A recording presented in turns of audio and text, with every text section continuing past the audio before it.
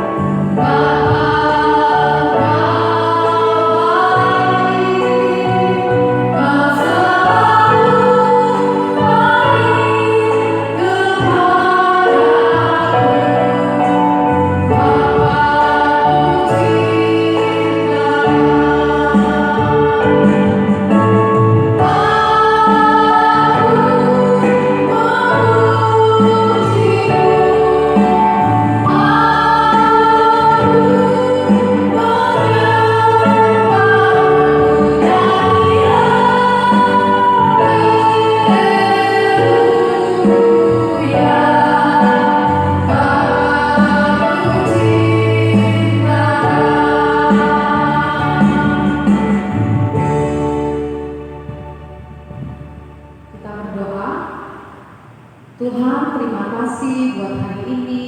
Kami bersyukur Tuhan masih boleh memberkati kami sepanjang minggu yang telah kami lalui. Saat ini Tuhan, kami mau beribadah. Kiranya Tuhan Yesus memberkati kami, memberkati ibadah kami dari awal, pertengahan, hingga akhirnya. Terima kasih Tuhan, kami mau memulai ibadah kami hanya di dalam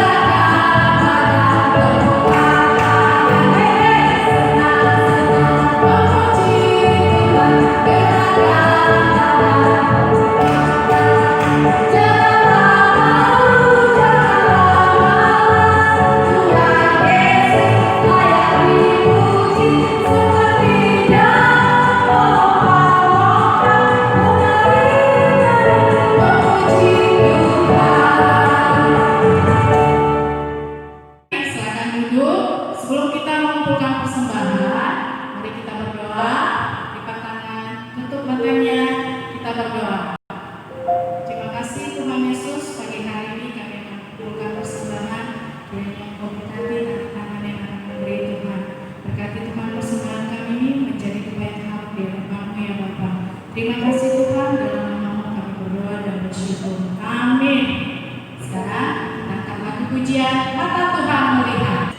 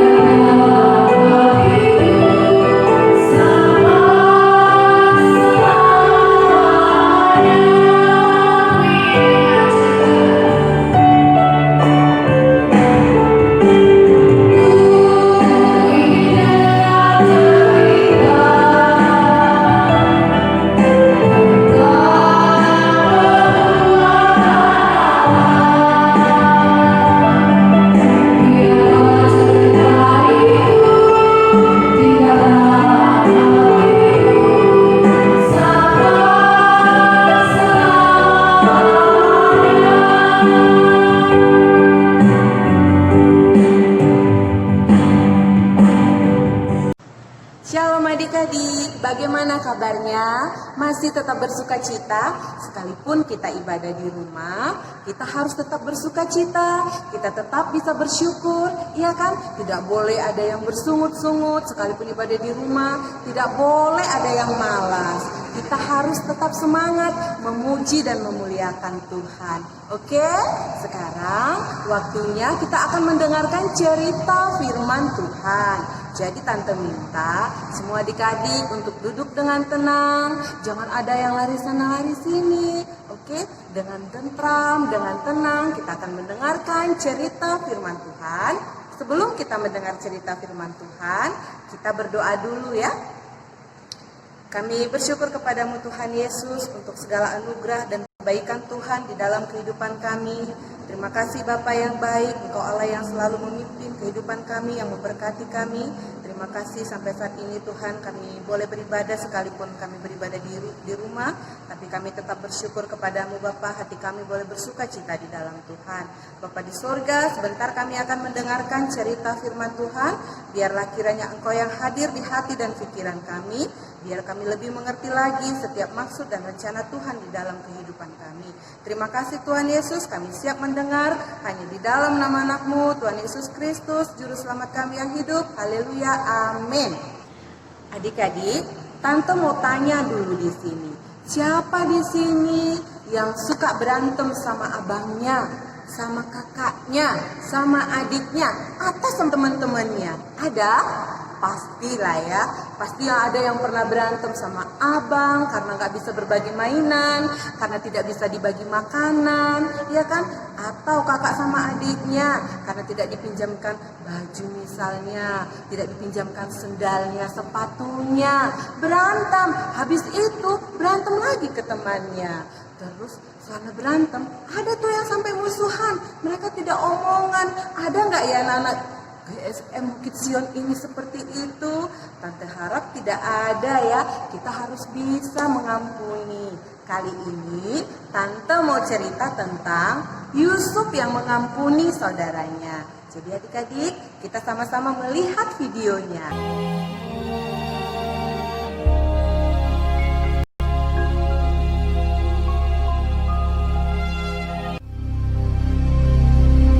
Hebat sekali kelaparan di negeri itu. Dan setelah gandum yang dibawa mereka dari Mesir habis dimakan, berkatalah ayah mereka, "Pergilah pula membeli sedikit bahan makanan untuk kita."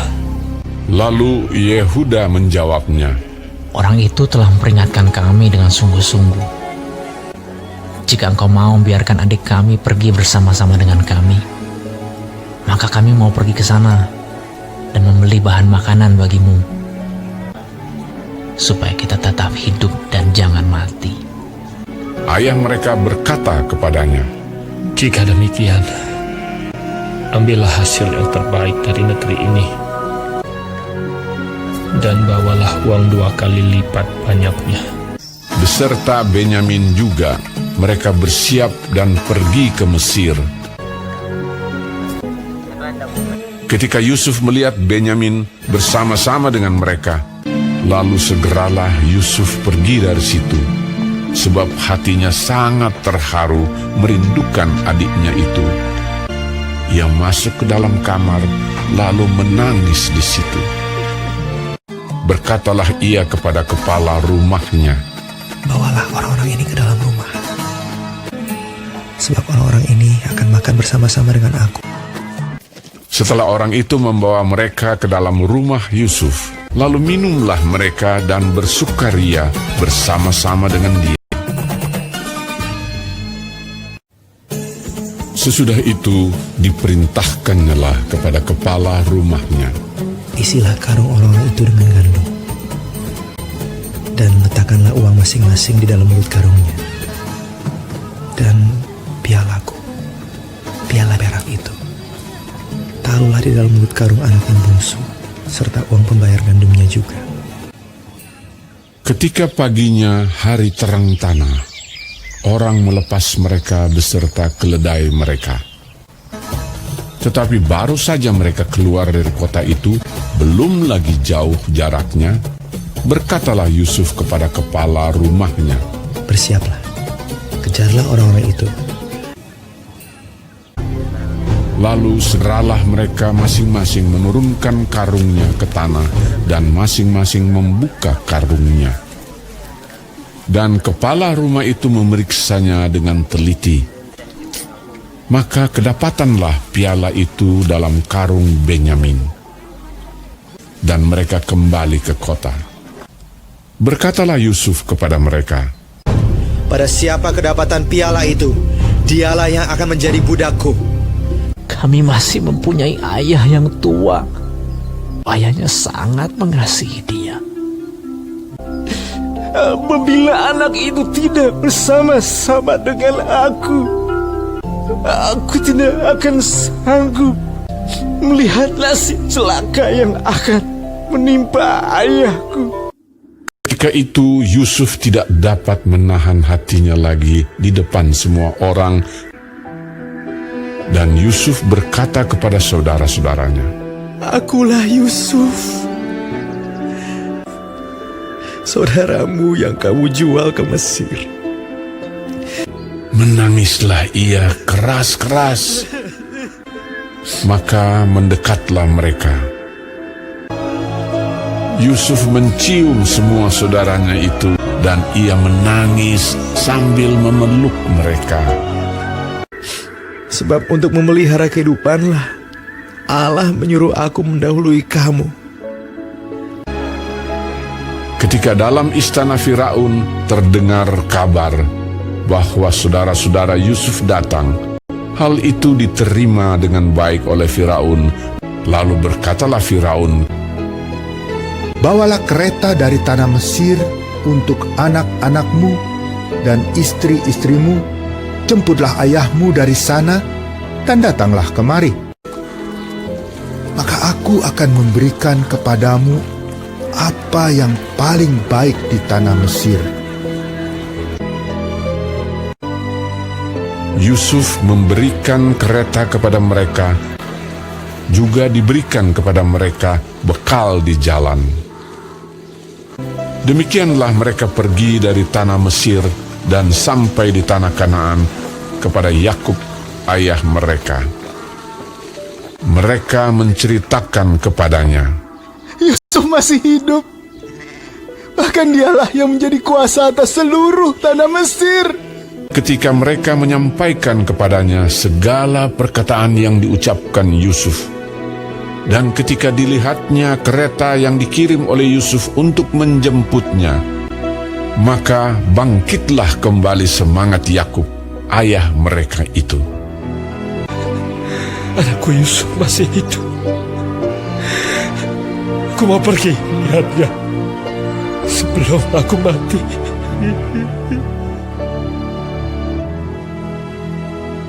Nah, adik-adik, kita tadi sudah melihat videonya. Mungkin adik-adik bingung ya, kenapa si Yusuf itu sampai dibenci oleh saudara-saudaranya yang tadi? Di sini, Tante akan menjelaskan sedikit kenapa sampai dibenci si Yusuf tadi. Adapun Yusuf itu adalah anak yang sangat dikasihi oleh bapaknya yang bernama Yakub. Masih ingat kan cerita itu? Mungkin adik-adik pernah mendengar cerita yang disampaikan oleh Om dan Tante di sekolah minggu, ya kan? Jadi Yakub itu sangat mengasihi Yusuf. Suatu hari, si Yusuf itu diberikan jubah yang sangat indah. Tetapi abang-abangnya tidak diberikan. Sehingga abang-abangnya atau saudaranya itu bersungut-sungut. Mereka merasa iri kepada siapa? Iya, kepada Yusuf. Nah, saudara-saudaranya itu adik-adik berencana akan membunuh si Yusuf itu. Jadi mereka membawa si Yusuf sambil mereka membawa domba-dombanya, ya kan. Terus ada mereka lihat suatu sumur, ya kan, ada sumur. Nah, bagaimana kalau kita bunuh saja si Yusuf di sini, kata abang-abangnya, ya kan. Terus ada salah satu orang abangnya yang bernama Ruben. Dia bilang, jangan, tidak baik untuk membunuh adik sendiri. Jadi mereka memutuskan untuk memasukkan si Yusuf ke dalam sumur itu. Jadi, tapi tahu tidak adik-adik? Si Yusuf tidak jadi dimasukkan ke dalam sumur tadi. Kenapa? Karena mereka melihat ada orang Arab yang lewat mendekati mereka. Terus mereka panggil, Pak, begitu ya kan? Kami mau menjual adik kami ini. Lalu si Yusuf tadi dijual kepada orang Arab.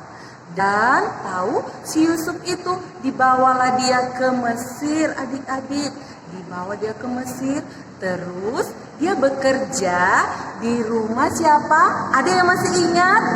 Iya, di rumah Potifar, ya kan? Dia bekerja di rumah Potifar. Di sana dia diangkat menjadi panglima. Tapi selama dia tinggal di rumah Potifar itu, Yusuf tetap mengalami kesulitan juga. Dia tetap mengalami gangguan. Siapa yang mengganggu dia? Iya, betul, istrinya, istri Potifar yang mengganggu si Yusuf. Tapi Yusuf tidak lengah. Dia hidup di dalam penyertaan Tuhan. Jadi Yusuf tetap selamat. Dia tetap dalam pertolongan dan perlindungan Tuhan, adik-adik. Dia senantiasa berseru dan berharap kepada Tuhan. Jadi dia boleh selamat dari gangguan apapun, dari hambatan apapun yang dapat menjatuhkan dia ke dalam dosa. Dia tidak jatuh ke dalam dosa. Karena apa? Karena Yusuf itu anak yang patuh, anak yang taat kepada Tuhan. Nah, adik-adik, tidak sampai di situ saja. Suatu saat mereka itu abang-abangnya semua pergi ke Mesir untuk mencari makanan. Tahu-tahunya di situ mereka tidak menyadari ada Yusuf di situ. Tapi Yusuf melihat saudaranya, dia menangis, dia bersedih. Aduh, itu abang-abang aku. Aduh, ngapain mereka ya? Yusuf tahu abang-abangnya itu semua kelaparan, saudara-saudaranya semua sudah kelaparan, ya kan? Tapi tahu tidak, Yusuf tetap rendah hati, dia tetap bisa mengasihi abang-abangnya semua itu. Terlebih lagi, dia melihat adiknya yang paling kecil, si Binyamin tadi. Dia paling tidak tahan untuk melihat adiknya tadi. Lalu dia mengasihi keluarganya itu. Terus mereka bisa berkumpul bersama, bersuka cita bersama. Iya kan? Jadi tante minta untuk adik-adik tante semua yang ada di rumah yang sudah mendengar cerita ini, kita harus mengaplikasikannya di dalam hidup kita. Kita harus bisa meniru Yusuf yang rendah hati, mau mengampuni, tidak mengingat-ingat kesalahan, ya kan? Tidak boleh ada dendam, harus bisa saling mengasihi. Siapa yang mau berubah? Semua? Oh, luar biasa anak-anak GMI Bukit Sion ini ya, GSM-nya luar biasa. Anak-anak yang hidup takut akan Tuhan Yesus. Jadi, untuk mulai saat ini, kita semua boleh mengasihi saudara kita, mengampuni saudara kita. Jangan hanya saudara juga ya, teman-teman juga yang ada di sekeliling kita. Oke adik-adik, sampai di sini dulu Tante yang bisa jelaskan. Ayat hafalannya kita ambil dari, dibuka Alkitabnya ya. Diambil, dibaca dulu Kejadian 50 ayat 20a. Yang isinya, memang kamu telah mereka-rekakan yang jahat terhadap aku, tetapi Allah telah mereka-rekakannya untuk kebaikan. Adik-adik, saatnya kita akan berdoa. Kita sudah mendengarkan cerita firman Tuhan. Lipat tangan, tunduk kepala, kita berdoa. Bapa di surga, terima kasih Tuhan Yesus untuk saat ini Tuhan kami sudah mendengarkan cerita firman Tuhan.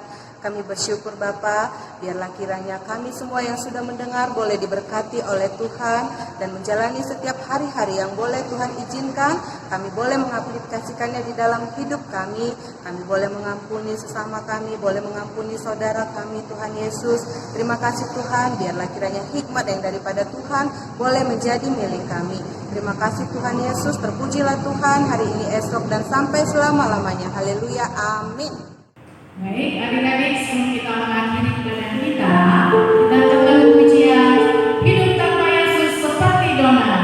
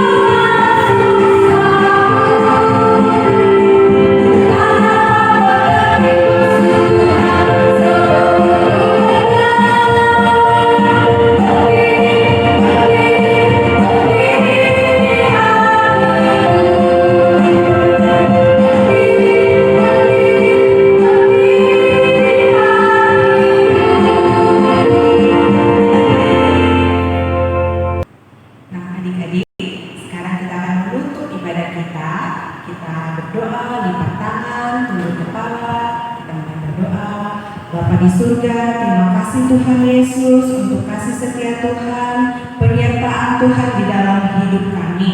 Kami Kami sudah ibadah Tuhan, memuji dan memuliakan Engkau, dan mendengarkan firman Tuhan lewat cerita. Biarlah kiranya itu Bapa boleh menjadi rema, boleh menjadi kekuatan. Kami semakin mengerti maksud dan rencana Tuhan di dalam hidup kami. Terima kasih Tuhan Yesus. Kami akhiri doa kami ini hanya di dalam nama anak-Mu Tuhan Yesus Kristus, Juru Selamat kami yang hidup. Haleluya. Amin. Bapak, terima kasih.